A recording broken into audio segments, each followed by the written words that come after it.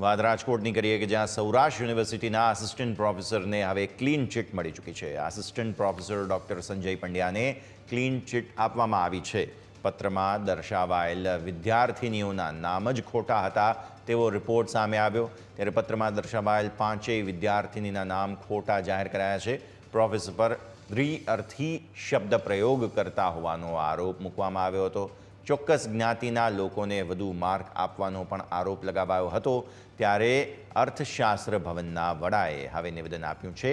ફરિયાદ કરનાર એક પણ બહેન ભવનના રેકોર્ડમાં નથી તેવું પણ તેમણે કહ્યું છે અને અર્થશાસ્ત્ર ભવનના વડા 2016 પછી ભવનના રેકોર્ડ પર એક પણ આવા પ્રકારના નામવાળી બહેન નોંધાયેલી નથી તેવું પણ અહીંથી અર્થશાસ્ત્ર ભવનના વડાએ નિવેદન આપ્યું। યુનિવર્સિટીને ખોટી રીતે બદનામ કરવાના પ્રયાસ થઈ રહ્યા છે અને ડૉક્ટર સંજય પંડ્યા વિરુદ્ધ ષડયંત્ર કરનાર સામે હવે યુનિવર્સિટી પોલીસ ફરિયાદ નોંધાવશે કે નહીં તેને લઈને સવાલો ઉઠી રહ્યા છે।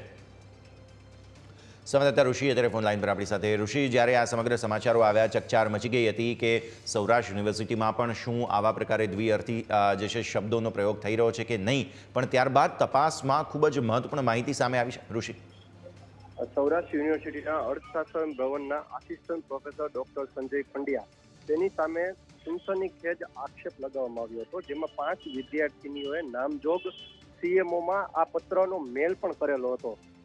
જે મહિલા આયોગ છે તેના દ્વારા સૌરાષ્ટ્ર યુનિવર્સિટીના કુલપતિને મેલ કરીને ખુલાસો પૂછવામાં આવ્યો હતો।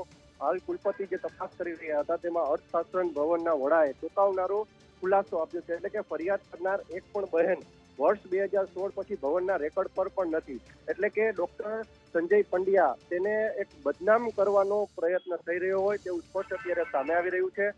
નાનામો પત્ર તો ન કહી શકાય, કારણ કે 5 જેટલા વિદ્યાર્થીનીઓના નામ હતા, પરંતુ એ વિદ્યાર્થીનીઓ ભવન સાથે જોડાયેલી જ નથી।